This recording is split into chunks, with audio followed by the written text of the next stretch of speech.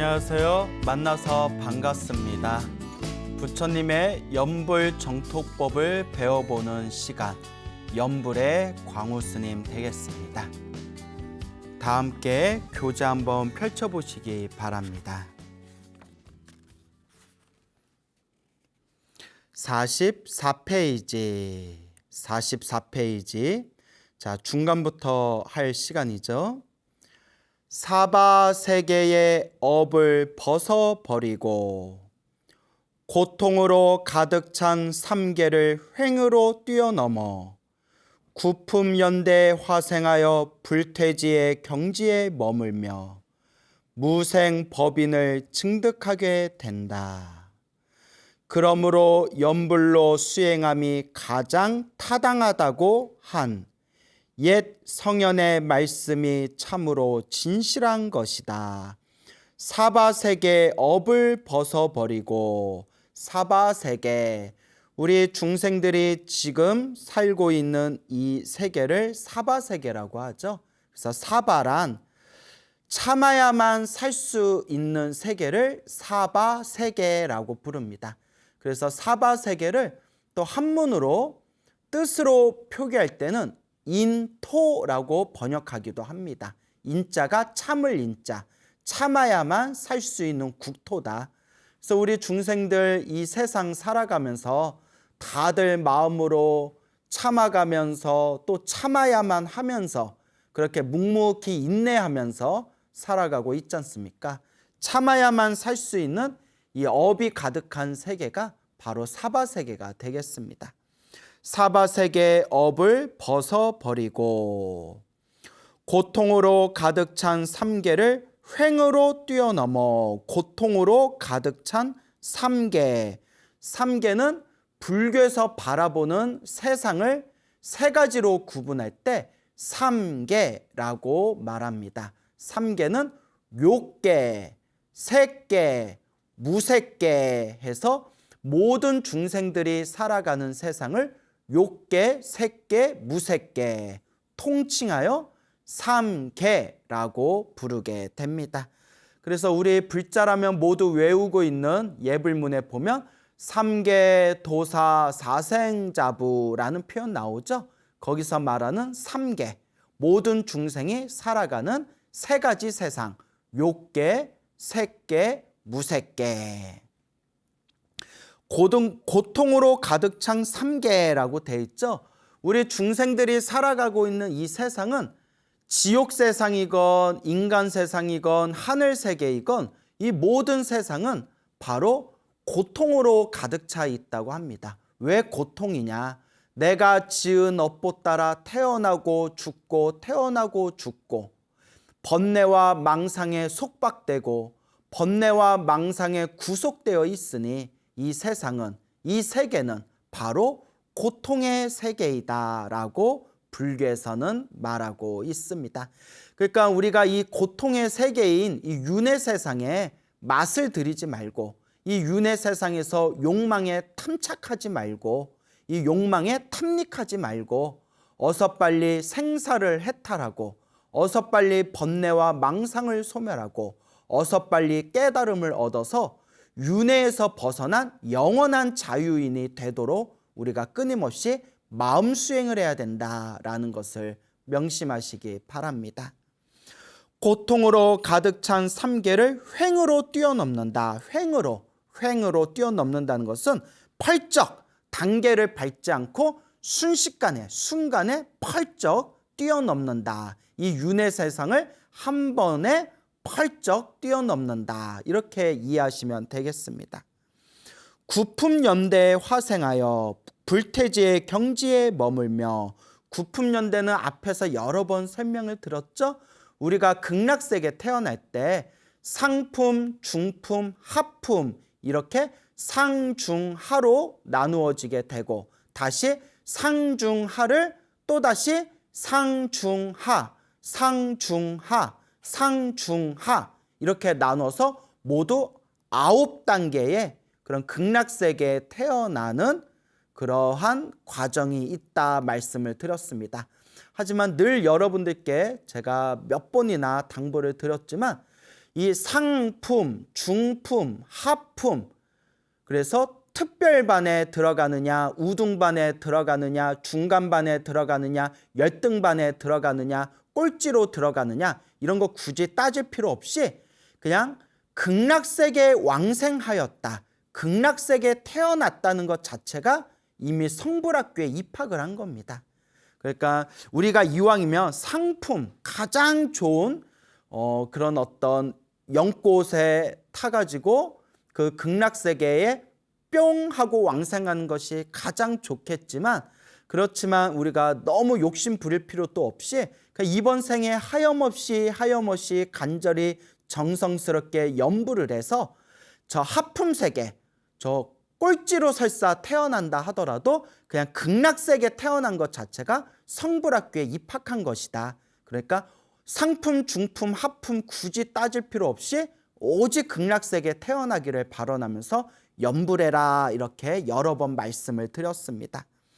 불퇴지의 경지에 머물며 아미타경이라든가 무량수경 등에 보면 이 불퇴지의 경지에 대해서 자세히 설해놓고 있는데, 불퇴지의 경지는 더 이상 퇴보하지 않는 경지, 더 이상 후퇴하지 않는 경지, 더 이상 물러남이 없는 경지라고 말씀을 드렸죠. 그래서 우리가 열심히 염불을 해서 극락세계에 태어나는 순간 더 이상 후퇴하지 않는 깨달음의 경지에 이르게 된다고 합니다. 무생법인을 증득하게 된다. 무생법인, 이 무생법인은 이제 모든 집착이 떨어진 무집착의 경지를 뜻합니다. 그래서 우리가 반야심경에 보면 불생, 불멸, 불구, 부정, 부증, 불감, 이런 표현 나오죠. 나지도 않고 멸하지도 않으며, 더럽지도 않고 깨끗하지도 않으며, 늘지도 않고 줄지도 않는 이 완전한 무집착의 공의 경지를 꿰뚫어 보는 것을 무생법인이라고 합니다.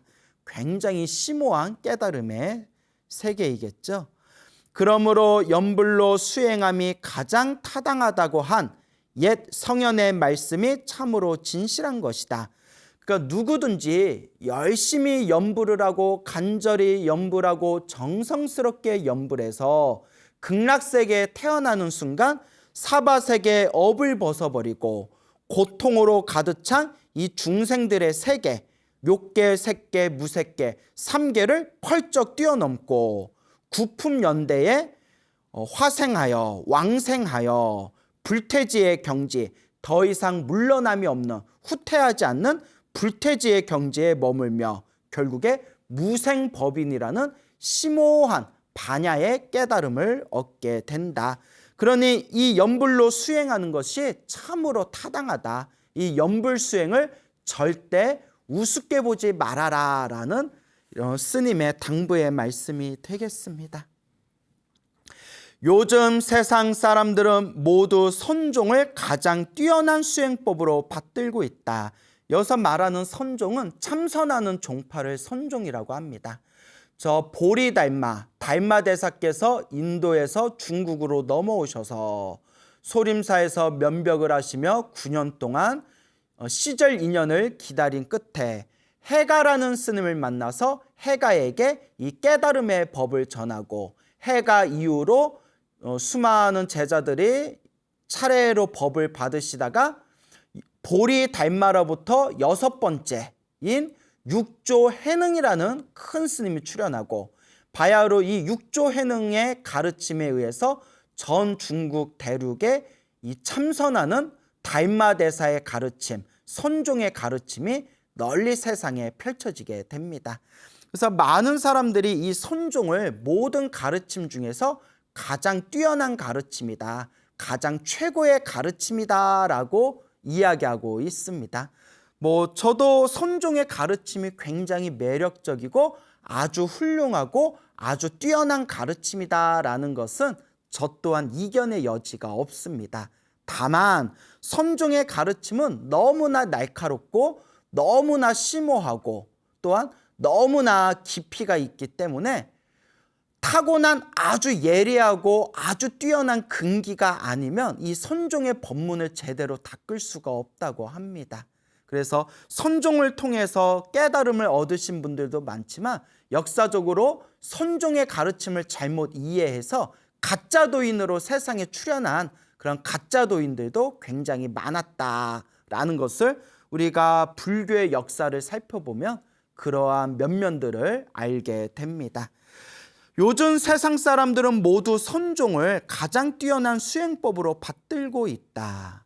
선종은 동교의 법문으로 문득 생사에서 벗어나고 문득 깨달음의 경지에 오르는 것이다. 선종은 동교의 법문, 동교라고 돼 있죠. 여기서 말하는 동교의 돈이 단박이란 뜻이야. 단박. 한 방에 이렇게 이해해도 돼요. 한 방에, 한 번에, 단박에, 순식간에 이런 뜻이 있습니다. 그래서 우리 중생이 그냥 마음을 깨치는 순간 그 자리에서 성불하게 된다는 거예요. 그래서 단계와 절차와 순서를 밟지 않고 그냥 이 자리에서 마음을 딱 깨닫는 순간 중생이 바로 부처가 될 수 있다. 단박에 순식간에 한 방에 중생이 부처가 되기 때문에 이 가르침을 동교 법문이라고 불러요. 동교, 한 방에 순식간에 단박에 깨달음을 얻는 가르침해서 동교의 법문이다. 그래서 문득 생사윤회에서 벗어나고 문득 깨달음의 경지에 오르는 것이다.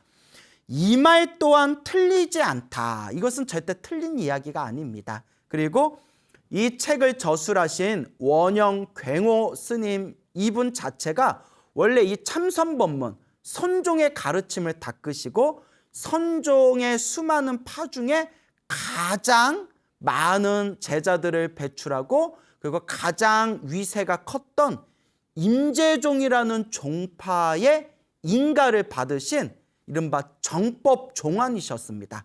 바른 법을 꿰뚫고 계시는 정법의 종환, 큰 스님이셨는데 대종사이셨는데 그런데 이런 원영굉오 스님 같이 선종의 가르침을 닦으시고 마음을 깨달았던 이 큰 스님조차도 우리 후학들에게 염불해라. 나무아미타불 염불이 가장 훌륭하고 뛰어나다라고 지금 법문하고 계시는 겁니다.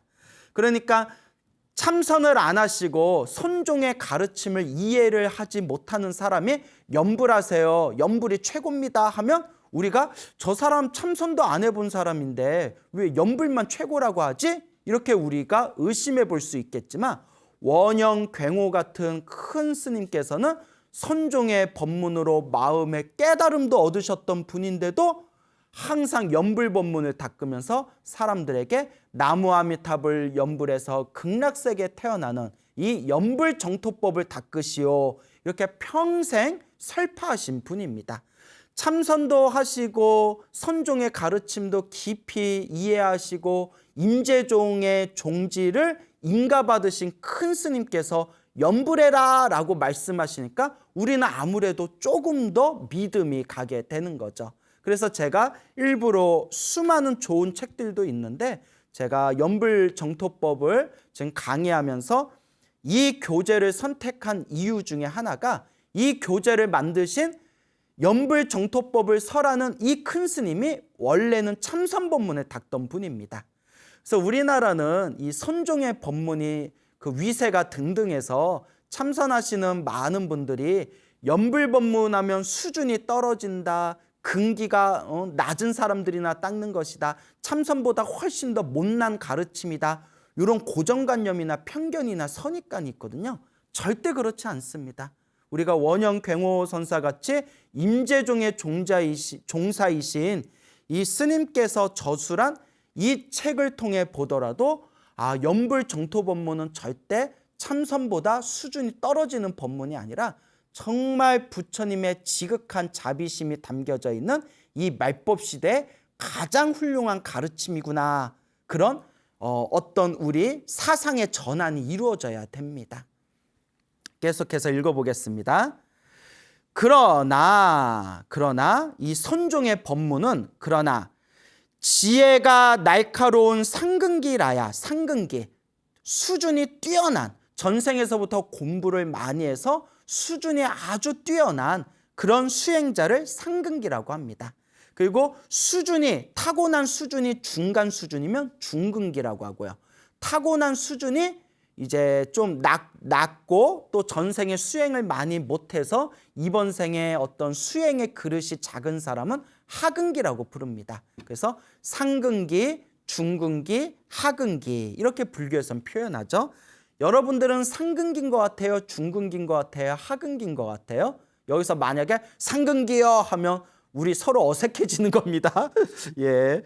자, 우리는 항상 이 말법 시대에 내가 참으로 부족하고 우리가 업장이 참 두껍고 부처님의 경전에 의지해서 이 마음을 잘 닦아야 된다라는 이 겸손한 마음을 절대 놓아서는 안 됩니다. 지혜가 날카로운 상근기라야 한 번의 생에 이를 수 있는 것이다. 지혜가 날카로운 상근기라야 한 번에 이번 생에 마음을 깨쳐서 그 자리에서 바로 견성성불을 할 수가 있다. 아무나 되는 게 아니에요. 날카로운 상근기라야 그것이 가능하다.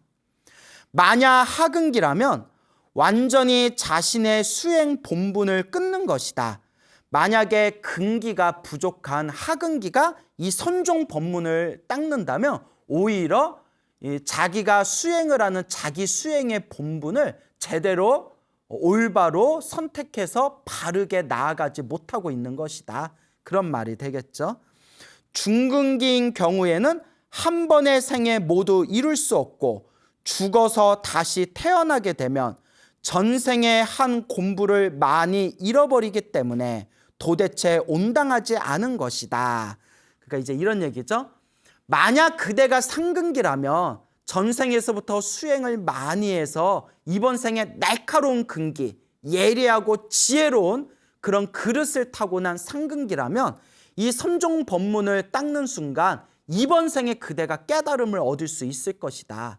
단 그대가 수준이 낮은 하근기라면 그대의 그 수행을 할 수 있는 그 그릇이 작기 때문에 오히려 이 날카롭고 예리한 이런 심오한 선종 법문을 닦을 때 하근기는 오히려 수행하는데 손해를 보게 될 것이다. 자신의 수행 본분을 끊는 것이다 라고 돼 있죠. 오히려 손해를 보게 된다.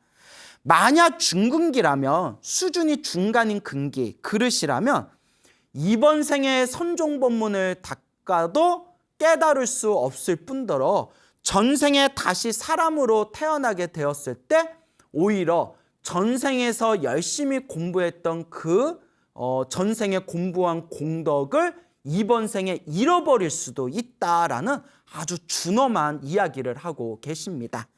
그러면 왜 이렇게까지 이 선종법문에 대해서 부정적으로 말씀하시느냐?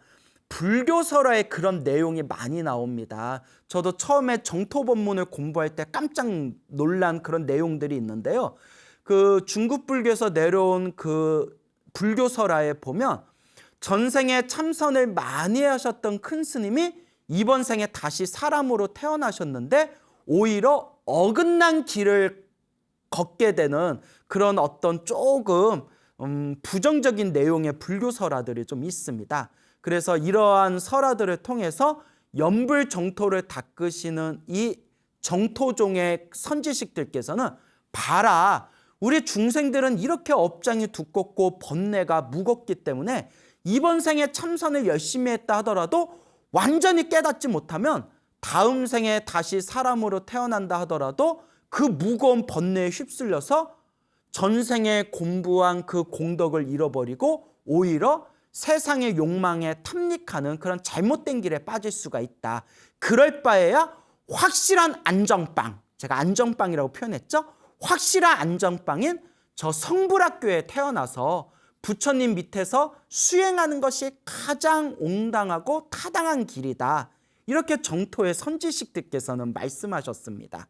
그래서 이런 법문들이 괜히 나온 게 아니라 다 그런 거대한 불교의 역사 속에서 일어났던 수많은 에피소드들 속에서 자, 우리 선지식들께서 이번 생에 이렇게 우리가 열심히 수행해도 한 번 마음을 잘못 일으키면 저렇게 어긋난 길을 갈 수가 있구나. 그럴 바에야 수행하기 가장 완벽한 저 성불학교에 태어나는 것이 올바른 길이겠구나. 그런 어떤 밑바탕에 그런 내공들이 있기 때문에 이런 법문들이 나오는 겁니다.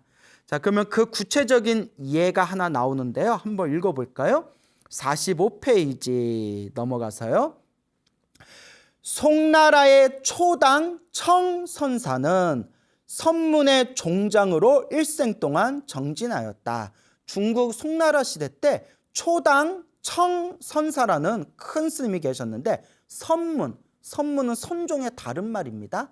선종의 종장이다. 종장, 대종사, 아주 큰 스님이었다는 뜻입니다. 아주 큰 스님이셨는데 그는 말년에 이르러, 그러니까 이 초당 스님께서 말년에 나이가 지긋하셨을 때 말년에 이르러 어떤 재상이 나이가 들어 사직하고 굉장한 행차를 하며 고향으로 돌아오는 것을 보고는 부러워하는 마음을 내었다.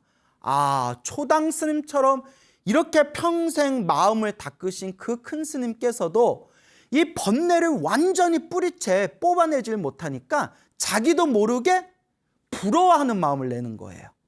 그래서 그 어느 조정에 큰 벼슬을 했던 재상이 이제 벼슬을 내려놓고 집으로 돌아오는 길에 이른바 금이 환향하듯이 그렇게 이제 귀향하는 길에 크게 그런 어떤 행차를 하면서 그 위풍당당하게 고향으로 들어가는 그런 모습을 보고 이 초당스님이 자기도 모르게 부럽다. 한평생 저렇게 남자로 태어나서 저렇게 한번 위풍당당하게 위세 있게 한번 살아봐야 되는데 부럽다라는 그 한 마음을 잠깐 일으켰대요. 너무 무섭지 않습니까? 평생 참선하던 스님이 그 한 생각 한 마음 잠깐 일으켰는데 그게 그 마음자리에 업이 된 거예요.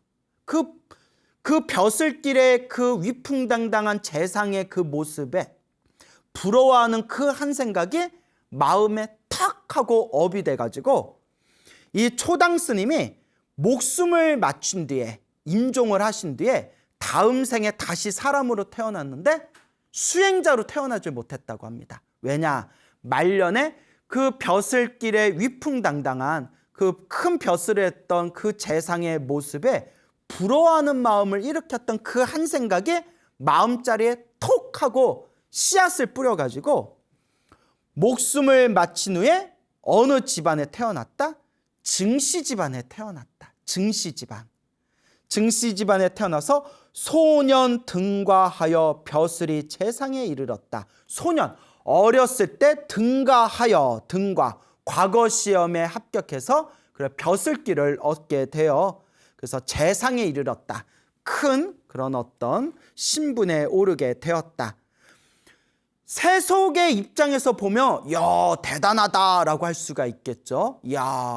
어렸을 적에 열심히 학문을 닦아서 채성인이 되기 전에 과거에 급제하여 저렇게 평생 동안 벼슬길에 올라 평생 동안 벼슬을 하면서 저렇게 높은 신분의 재상으로 살았으니 세속 입장에서는 참으로 부럽겠구나라고 생각할 수 있겠지만 평생 깨달음을 구하고 평생 윤회에서 벗어나고자 오로지 참선하던 스님의 입장에서 봤을 때에는 참으로 슬프고 안타까운 일이로다. 그래서 여기서 뭐라고 나오냐면 그러나 이것은 일생 동안 참선 수행한 선업을 한갓 세간의 공명과 바꾼 것이니 부귀 공명과 바뀐 것이니 어찌 슬프지 않겠는가. 재상의 목숨이 다한 뒤에 다시 생사윤회 속으로 오르고 내려감은 생사윤회 속에서 태어나고 죽고 태어나고 죽음은 이제 앞으로 언제 벗어날지 예측할 수가 없도다 라고 아주 준엄하게 이야기하고 계십니다. 근데 이런 내용들이 굉장히 많아요. 그래서 전생에 수행을 열심히 하시던 스님이었는데 그 평생 산에서 수행만 하시다가 나는 어렸을 때 절에 들어와서 세상의 부귀와 영화를 하나도 누려보지 못하고 이렇게 쓸쓸하게 산에서 살다 죽는구나라고 한 생각 일으켰는데 그게 마음자리에 씨앗으로 뿌리를 이렇게 내려가지고 다음 세상에는 그런 부귀공명을 누리는 이 세속에서 용락을 누리는 그런 큰 권세 있는 사람으로 살아가게 되다가 그 복을 다 쓰고 나서 그 다음 생에는 다시 안 좋은 악도에 떨어지게 되었다. 이런 식의 내용이 불교설화에 굉장히 많습니다. 그래서 연불정토종에서는 이런 부분을 날카롭게 지적하고 있습니다. 우리가 이번 생에 참선을 열심히 하면 분명히 공덕이 있어요. 우리가 이번 생에 수행을 열심히 하면 반드시 공덕이 있습니다. 근데 여기서 중요한 게 있어요. 다음 생에도 과연 우리가 이번 생처럼 다시 다음 생에도 수행자로 태어나서 올바르게 깨달음을 추구하는 바른 수행자로 길을 걸을 수 있을 것인가? 이거는 장담할 수가 없대요. 그래서 옛날부터 선지식들께서 항상 조석으로 아침 저녁으로 늘 발언을 하라고 하셨어요. 늘 발언을 해라. 거룩한 부처님께 귀의합니다. 거룩한 가르침에 귀의합니다. 거룩한 스님들께 귀의합니다. 세세생생 태어나고 죽을 때마다 항상 불법승 삼보에 귀의하고 항상 수행자로 태어나서 항상 이 부처님의 가르침을 닦겠습니다. 성불하는 그날까지 절대 어긋난 길을 걷지 않겠습니다. 오로지 수행자의 길을 걷겠습니다. 라고 항상 발언하라고 가르치셨습니다. 이것을 우리 한국 불교에서는 세세상행 보살도라고 발언문에 나옵니다. 다 들어보셨죠? 세세상행 보살도. 세세, 태어나고 죽고 세상 내가 태어나는 세상마다 상행, 항상 행하겠다, 실천하겠다. 무엇을? 보살도를. 세세 상행 보살도. 세세, 내가 태어나는 세상마다 항상 보살도, 항상 보살도를 실천하겠습니다. 행하겠습니다. 오로지 보살도를 닦는 수행자의 길을 걷겠습니다. 늘 이렇게 발언하라고 시킨 겁니다. 근데 우리 번뇌의 마음이 너무나 지독해요. 그 뿌리가. 이렇게 초당 스님처럼 평생 참선을 하셨던 이 큰 스님조차도 말년에 한 생각 잘못 일으켜서 다음 세상에 부귀와 영화와 공명을 누리는 세속의 정치인으로 태어나게 되었지 않습니까? 참으로 우리 마음이 너무나 무섭구나, 이런 생각이 들 겁니다. 만약에 지금 이 강의를 들으면서 스님, 그래도 정치인으로 태어나서 잘 먹고 잘 사는 것도 좋은 거 아닙니까? 이런 생각을 일으킨 분이 있다면 그분은 아직 발심이 안 된 겁니다. 그게 나쁘다는 게 아니라 적어도 불교의 입장에서는 발심이 안 된 겁니다. 발심, 생사윤회에서 벗어나겠다. 어서 빨리 번뇌와 망상을 내가 끊겠다. 어서 빨리 성불해서 모든 중생을 제도하겠다라는 이 보리심이 아직 환하게 발심된 게 아닌 겁니다. 정말 발심을 한 수행자는 오로지 성불을 향해서 수행할 뿐입니다. 결코 세속의 욕망과 세속의 욕락에 물들지 않는 겁니다. 그런데 그러기가 우리 중생들은 번뇌가 너무 두껍고 너무나 무겁습니다. 그래서 연불정토법이 나온 겁니다. 다음 세상에 우리가 또 사람으로 태어나도 우리가 과연 어떤 마음으로 어떻게 살아갈지 우리 중생의 번뇌로는 도저히 장담하기가 어렵다. 그럴 바에야 가장 완벽한 성불할 수 있는 가장 완벽한 환경, 성불할 수 있는 가장 완벽한 장소인 저 성불학교 극락세계에 태어나서 아미타 부처님을 스승으로 모시고 이와 같이 수행하는 것이 가장 훌륭한 길이다라고 연불정토의 선지식들께서 말씀하시고 계시는 겁니다. 이 법문과 이 강의를 듣고 계시는 불자님들 중에 스님, 저는 정말 불교가 좋아요. 스님, 저는 정말 생사윤회에서 벗어나고 싶어요. 스님, 저는 부처님 법문과 부처님 경전 공부하는 게 너무 좋아요. 스님, 저는 완벽한 환경 속에서 깨달음을 얻을 때까지 오직 공부하고 싶어요. 수행하고 싶어요. 라고 마음의 발심이 딱 되신 분들은 묻지도 말고 따지지도 말고 이번 생에 정성스럽게 나무아미탑을 연불하셔서 다음 생에는 저 성불학교 극락세계에 태어나시기를 발언하시기 바랍니다. 그래서 다음 생에 극락세계에 태어나기를 발언하는 게 그렇게 쉬운 일이 아니에요. 저랑 친분이 깊은 어느 공양주 보살님이 계셨는데 그 공양주 보살님께 제가 항상 당부하기를 보살님 이번 생에 복을 많이 지어서 다음 생에 다시 사람으로 태어나 부귀영화를 누리고 온갖 즐거움과 행복을 누린다 하더라도 결국 윤회 세상에서 한바탕 꿈에 불과할 뿐입니다. 그러니까 보살님 이번 생에는 오직 나무아미타불 염불하시고 항상 극락세계에 태어나기를 발언하셔서 다음 생에는 부디 성불학교 극락세계에 태어나시기를 꼭 마음으로 되새기시기 바랍니다. 극락세계에 태어나기를 항상 발언하세요. 항상 염불하세요. 이랬더니 그 보살님 하시는 말씀이 스님 말씀이 하나도 틀린 게 없고 스님 말씀이 정말 맞으신데 저는 어렸을 때부터 좀 힘들게 살아가지고 좀 누리지 못한 게 많습니다. 그래서 스님 딱 다음 생에는 좀 좋은 몸으로 좋은 집안에 태어나서 좀 슈퍼스타와 같이 좀 누리다가 다다음 생에 극락세계에 태어나겠습니다 이러더라고요. 그래서 제가 그거 다 꿈인데 그거 다 별거 없는데 전생에 우리가 다 누렸던 건데 그 마음을 못 놓습니까? 하니까 스님 저는 아직 못 놓겠습니다. 다음 생에는 좋은 집안에 좋은 몸으로 태어나서 좀 실컷 원 없이 누리다가 극락세계에 태어나겠습니다 이러시더라고요. 그래서 요 욕망이란 게 참 내려놓기가 어렵다. 이 욕망이란 게 딱 내려놓고 저 극락세계에 태어나기를 발언하기가 이렇게 어렵구나. 만약 여러분들이 이 부처님의 법을 만나서 염불정토법을 만나서 스님 저는 다음 생에 극락세계에 태어나겠습니다 라고 발언하면서 염불하시는 염불정토 수행자가 있다면 정말 숙세에 크나큰 착한 뿌리를 심으신 분들입니다. 정말 큰 공덕을 지으신 분들이 이번 생에 나무아미타불 염불정토를 닦을 수가 있는 겁니다. 그러니까 여러분 정말 부처님의 가르침이 좋으신 분들은 묻지도 말고 따지지도 말고 어디에 태어나셔라 저 성불학교 극락세계에 태어나시기를 항상 발언하면서 염불하시기 바랍니다.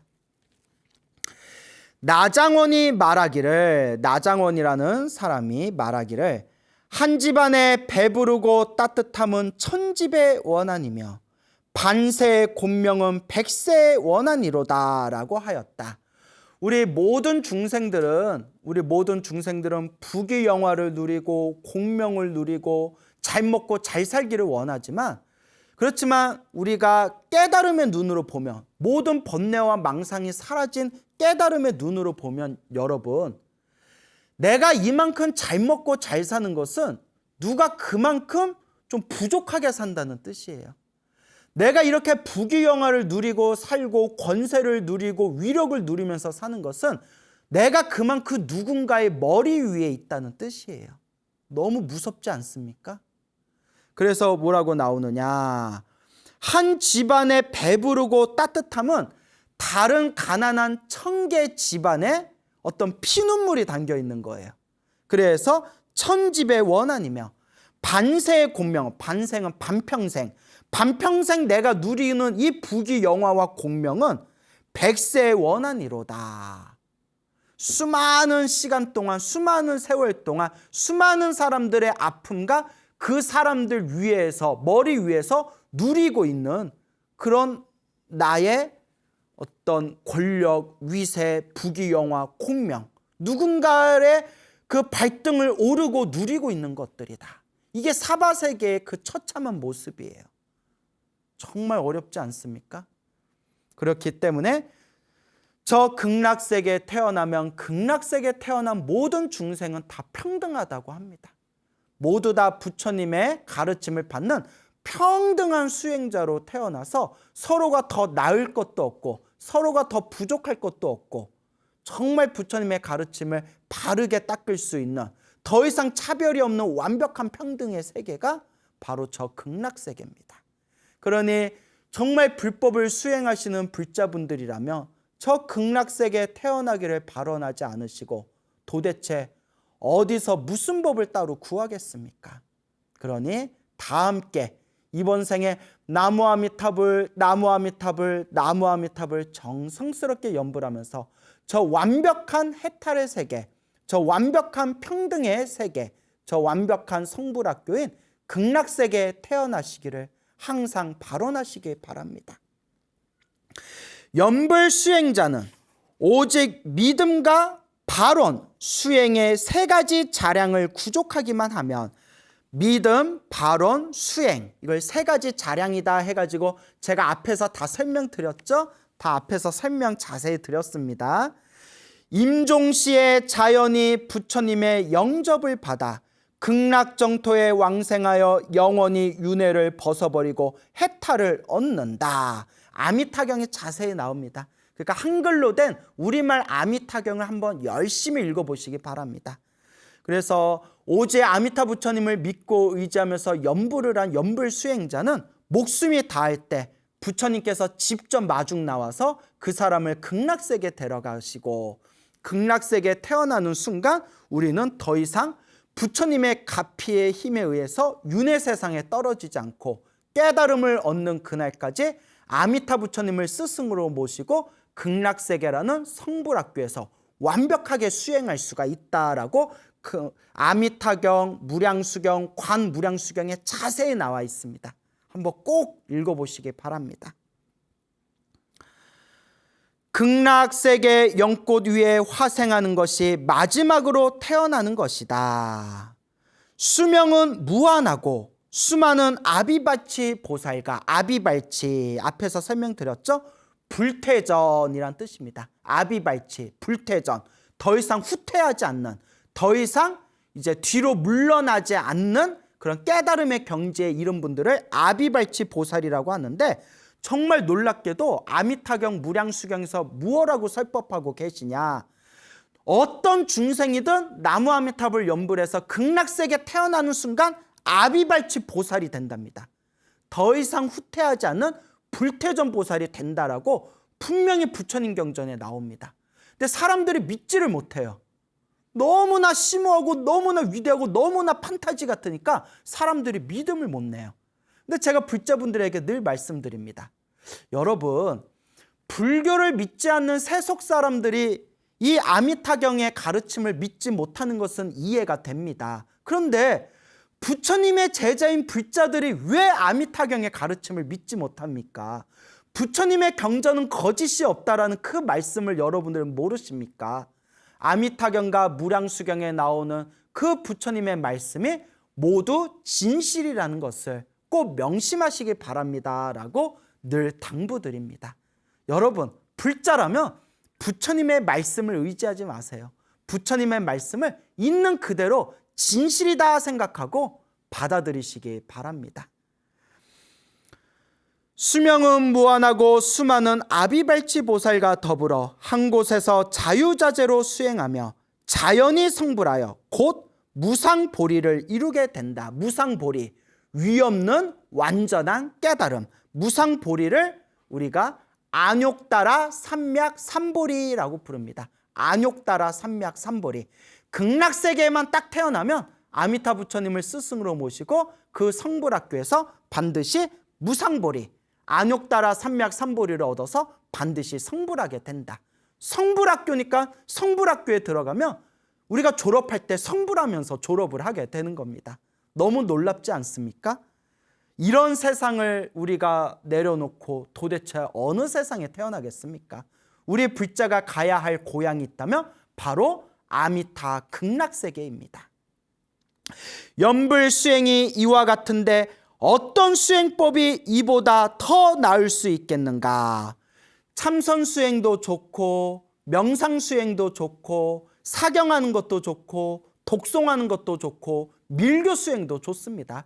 저는 부처님의 가르침은 결국 다 하나로 통한다고 바라보는 입장입니다. 일종의 원흉 불교죠. 그런데 그 수많은 부처님의 수행법 중에서도 가장 우리 말법시대 중생들의 적절한 수행법이 있다면 그것은 바로 연불정토 수행법이다라고 강조하고 계시는 원영 굉호 선사의 말씀이 되겠습니다. 자, 오늘 여기서 마치겠습니다. 여러분 일상에서 연불수행 열심히 하셔서 항상 아미타 극락세계 왕생을 발언하시기 바랍니다. 여러분 성불하십시오.